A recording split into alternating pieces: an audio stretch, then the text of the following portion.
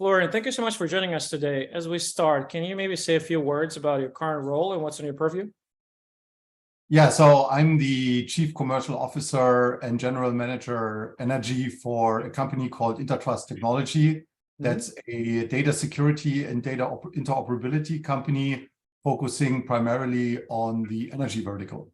I understand. So in that kind of, and as part of the role, what teams, what functions report to you? So all commercial functions, so everything that is generating revenue plus corporate development and M&A also, so larger deals, transactions, these kinds of things. I understand. So that kind of paints a picture of where you are now, but for us to get an idea of the arc, so just connecting the dots, and maybe if you can talk a little bit about how you got into cybersecurity sales. I understand a very diverse, very interesting career from consulting to venture side of things. How did you get into this position of a senior executive in cybersecurity sales? Yeah, sure. So I spent 15 years working in the energy industry in a very broad spectrum of roles. So I was like an operational manager. I did mergers and acquisitions, restructuring, and my last role in the energy industry was an innovation role that brought me also to Silicon Valley, where I worked on data-driven and security-driven projects for the energy industry. And actually, I built a portfolio of companies that I invested in on behalf of the energy company.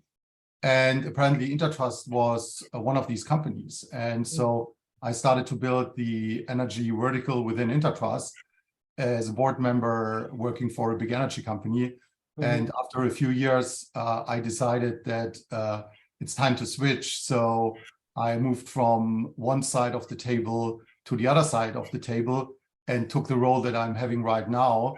Still very busy on the energy side, trying to generate revenue opportunities and sales opportunities for the products and data services that Intertrust has created together with my involvement for energy. Certainly, it makes a lot of sense. So this, as you mentioned, this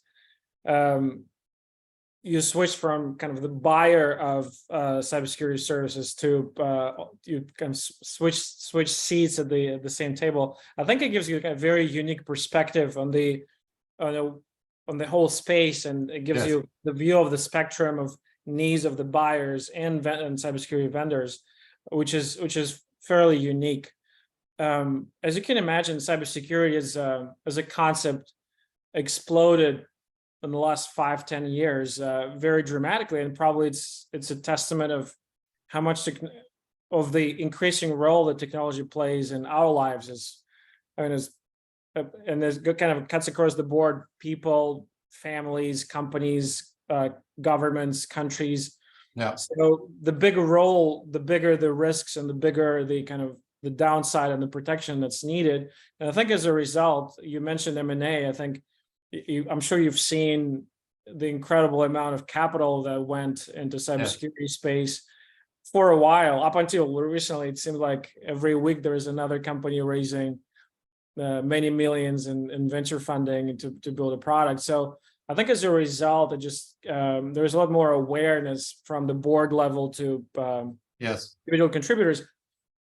And I think as a result, a lot more people go into cybersecurity in general, but in cybersecurity sales as well, both whether maybe transitioning from technology sales to cybersecurity sales, or maybe even kind of more upstream of that, someone who is still kind of at school or early in their career, looking at this space and deciding to make a career out of it. What will be your advice from your vantage point and from your experience? Some of those junior professionals, what you think they should focus on? What are the top 2 or 3 things they should focus on earlier in their career to set them up for success down the line?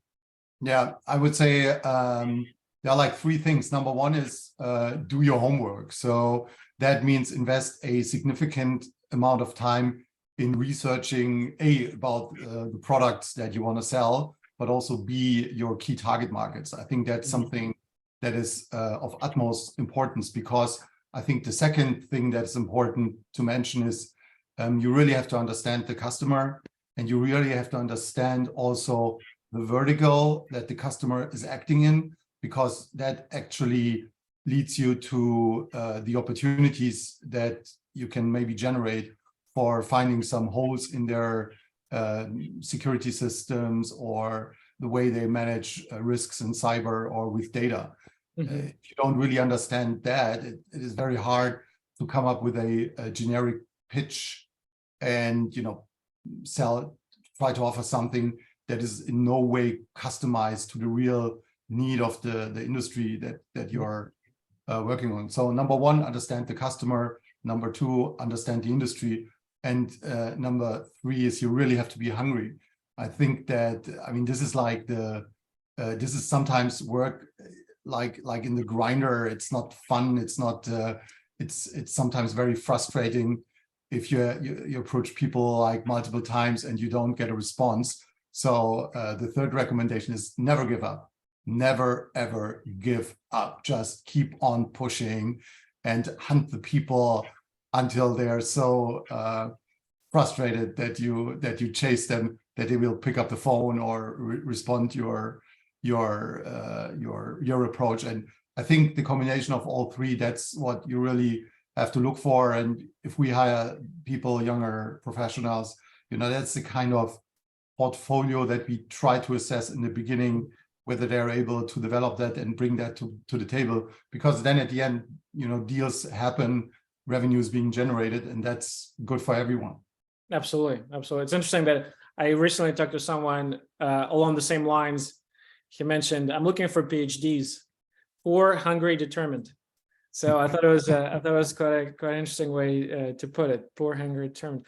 And to double click on something that you said, knowing the customer, do you think it's a prerequisite to be technical, to be successful in cybersecurity sales? Do you need to understand deeply kind of the technical aspects of a problem landscape or the product landscape?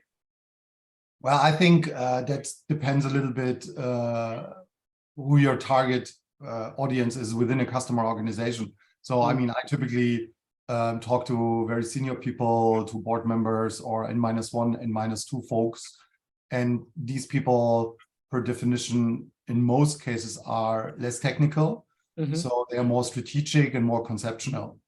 If you talk to really experts like IoT data experts or cybersecurity experts within an organization, then of course it's very helpful to be kind of in an area where you can have an educated conversation, at least initially. I think that is very, very helpful. But I mean, today the technology is so complex, so diverse, and so rapidly evolving. I think it's very difficult for someone in the sales function to be the uber expert for a technology or a certain functionality of the technology that you're trying to sell and trying to bring to the market. So typically you have like sales engineers on your side that can deliver that, or if a customer is really challenging, then you bring a domain expert on the table who hopefully knows more on his subject matter than the people on the customer front. And I think especially in cyber and data risks, that is something which is quite achievable. Of course, you know, when you talk to customers, everybody says, oh, you know, we don't have any risk, everything is taken care of. Because what should people on the customer side say if they admit that they have big vulnerabilities? I mean, then they look not so good in front of their bosses. So I think there's always a tendency to say, look, everything is fine. We are safe and secure to the extent possible. And then, of course, you have to drill a hole into that story and, you know, convince them that, you know, maybe there are certain threats that they have not thought about, and that requires, I think, some understanding. And I think to get this knowledge should be part of any good onboarding training of you know, sales or business development people. And I don't think it's very complicated. I mean, if we look to the threat surface, how it develops in B2C and B2B, It's just growing so fast, the threat surface, and that's what we should be worried about. So to grab a good story from that and place that at the customers should be doable. Certainly. Well, it's a moving target. I mean, technology changes, go-to-market strategies change. It seems kind of, again, to pull on this thread a little bit, it seems in B2B sales in general and cybersecurity as well, it seems every couple of years there's a new theme that just captures everyone's attention. I think for a few years back, it was all about inbound that HubSpot pioneered. That everyone was building inbound teams until people realized that only less than 1% of them would convert to kind of paying clients down the line. Then it was all about large scale events, whether it's RSA in San Francisco, Black Hat in Las Vegas. Then with COVID, everything went to virtual. Now everyone is talking about ChatGPT and AI, thinking how this is going to reshape the go-to-market tactics, really. But at this stage, what is working for you now? Is it channel partners? Is it outbound, setting meetings, to your point, hunting people down on the SDR, BDR side and schedule meetings, schedule demos? What is bringing the results for you now? Well, I think, first of all, it depends a little bit where your technology is maturity-wise. So I think if you sell something very mature, then of course you use like classical techniques. In our case, it's a little bit different. So the data security and data interoperability technologies that we have developed in our labs over the last years really only were introduced to the market in the middle of last year. And that was also driven by COVID. And if you have a relatively new technology that's not well understood by experts also on the customer side, then I think it's a very outbound driven approach, and also very important to get in-person FaceTime, which is really hard. But I learned over the last 3.5 years or so that virtual meetings just don't create the required impact and the required action on the customer side. I mean, it's not like 100% doesn't work, but I would say 70-80% isn't really impactful. So I tell our people that they should really try to get in-person meetings, which is very difficult. For example, in the US, many customers have the workforce these days is very dispersed across the country. So it's almost impossible to bring people into a room. In Europe, where we are also very active, that's much easier because there really people return to an office culture, same as in Asia. So we have a lot of business in Japan, and it's no problem to get these in-person meetings in Japan or in other parts of Asia, for example. So that's what I'm pushing for. Partners are very important. So we've built, I think, quite a successful partner organization. So where we deliver the technology and the partner brings that in form of a solution to the customers, where we leverage our networks in both ways. So sometimes even relatively small organization like ours, so we have 120 people roughly, have quite substantial networks. We have like a very, very strong shareholder base with many big corporates in energy, but also beyond. So we also try to bring that to the table when we work with partners, and create some opportunities for them as well, so that there is like a win-win situation. I think if you sell a very mature technology that is quite well understood, you go more down the classical part. And we've seen that in the pandemic. We had a product which was a white box cryptography anti-tampering product, which we sold in the meantime to another company. And that is something that really boomed during the pandemic, because apparently a lot of revenue of companies went via apps now in an increasing way. And this was app protection, app shielding, Google, a big customer. And this was stuff that sold also over the internet during the pandemic, like sliced bread. So we didn't really have to need these interactions. We had very, very good white papers because this technology was very new to a lot of cybersecurity professionals on the customer side. So during the pandemic, they had all the time in the world to lead these very difficult white papers to understand some of the math and some of the underlying concepts, and understanding why what we developed was better than what competitors had to offer. So I think it's really a portfolio of activities, and I would always try to keep this portfolio very diverse and strong, which is very difficult because you have limited resources, because at the end it's really difficult to predict what really sticks best in the market and what generates the income stream that you want to generate. Makes sense. Well, I think in the US, to your point, I think gradually people still returning to back to the office, not as probably as much as you said, as in other parts of the world, but maybe some of the bigger events that I mentioned, RSA, Black Hat, that tend to aggregate a lot of. I just came back from RSA. They said they had 40,000 people, which was very, very interesting. It was. It seems like big conferences coming back, which people have fun. I mean, people have fun to meet other people, because I think what we've all learned during the pandemic, that talking to cameras all day long is okay. It feels very efficient, but it just doesn't create the impact between people, between organizations, and also between a buyer and a seller. That just takes more than, just it's not the same information content back and forth. That's why I think I read the other day that also travel is back at pre-pandemic levels. So both on the commercial side and the leisure side as well.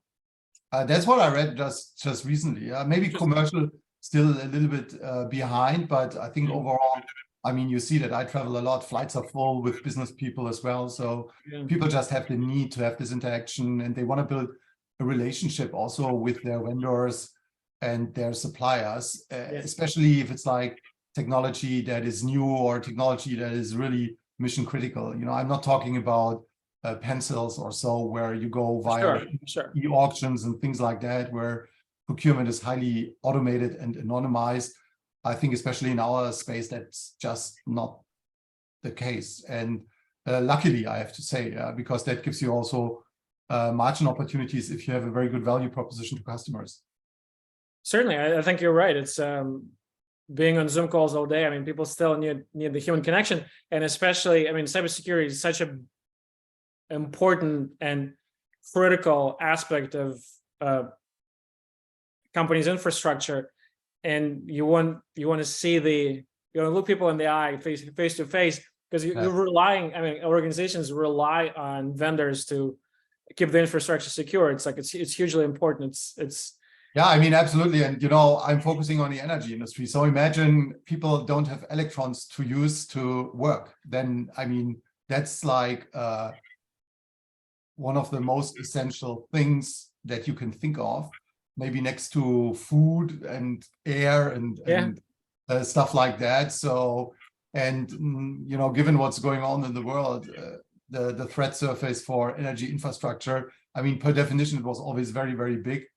And people, try to develop strategies like air gapping, so separating system, which notoriously fails. It doesn't really work. So then they discover that, and they need to really work with you to find out, what's delivers the right level of protection for devices they deploy, IoT, using the internet for efficiency reasons, but still staying safe. So it's that itself is a topic for talk about hours.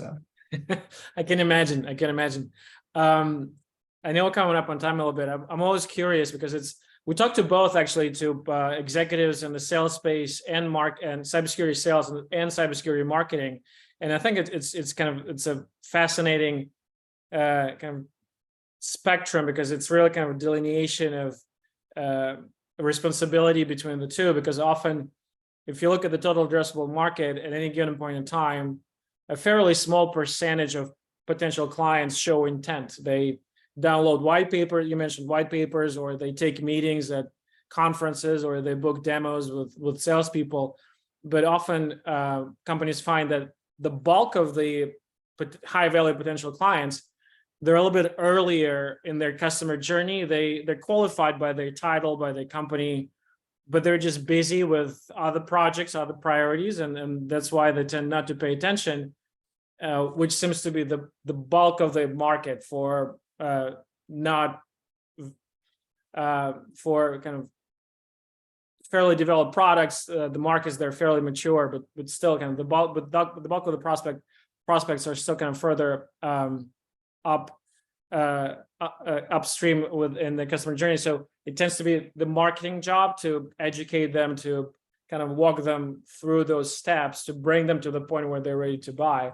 So how do you think about that? But I know that some companies, sales teams are more proactive in reaching out to customers that are not quite ready to buy. Others say, look, it's marketing's job. They need to generate the leads. They need to generate, help the sales team to book the meetings. But it's always kind of like tug of war, because high intent, usually life is easy because sales cycles are short. They more or less, they're educated about the product, they're educated about their own problem, their own need. But it's really when potential customers are upstream, is when sales cycles are longer. It's harder to say, well, we invested in this marketing program, but their ROI may not be seen for like another 6 to 12 months. So there's always kind of a tug of war between sales and marketing. So from your experience, how do you think about kind of putting this delineation between high intent customers that are kind of and this that the sales team is focusing on versus upstream prospects that the marketing is focusing on? What are some of the best practices and some of the ways you draw that line?